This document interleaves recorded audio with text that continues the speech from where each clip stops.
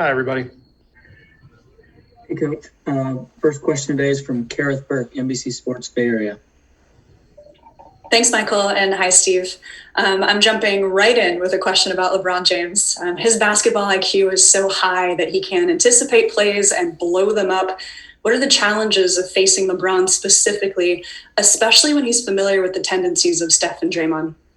Yeah, I mean, we've probably played against LeBron 40 times over the last, 6-7 years, maybe more. I don't know. I don't know what the exact number would be. So LeBron is always a brilliant basketball player in every facet, and that includes his defense.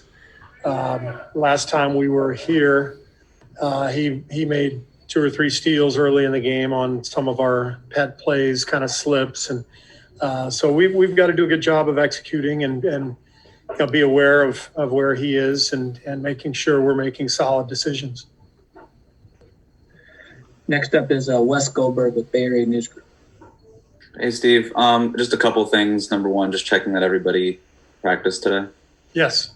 Okay. And then were you able to draw anything from the film of those first 3 Lakers games, considering that Anthony Davis didn't play in most of them? Oh, yeah. You still gain quite a bit watching those games.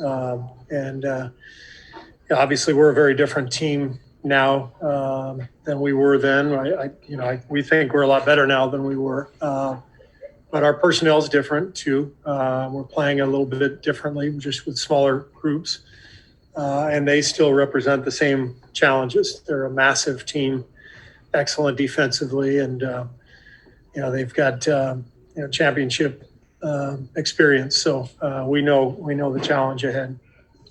Thanks, Mike. How you doing, Steve? A couple of weeks ago, I asked you just how you felt about the play-in tournament, and you said in jest, ask me once the regular season is over. Well, here we are. You guys got what?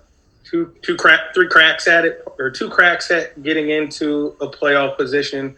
How do you feel about this situation, this tournament at this juncture of the season? I love it. I think it's been great for the league. I think it's kept the interest in late season games much higher. We had really interesting mini battles in the standings, teams trying to stay out of the play-in, at 7 and 8. So you had kind of a mini pennant race going on for 5th and 6th. And to me, it made the last month of the regular season much more interesting. And even as a team, now who could potentially finish 8th and not get into the playoffs, I think that's okay. I don't mind that. I think it's a good trade-off because it's all about what's best for the league. And in recent years, the last month of our regular seasons have been really, really tough to watch in many cases. I think the games were much more interesting this year.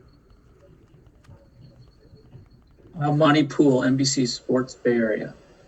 Steve, I want to test your memory a little bit. And if you can go back and recall maybe 1 or 2 games that you really hated your defense, didn't like it at all, and then maybe a game or 2 you thought, okay, this is who we can be. If you can identify those particular games.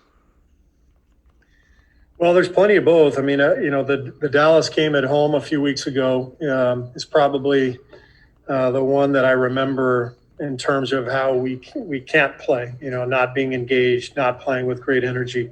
Anytime you play a small lineup, you have to be flying all over the place. And I thought that night our energy and our effort was not there. But that might be the only game in the last 20 that I could point to.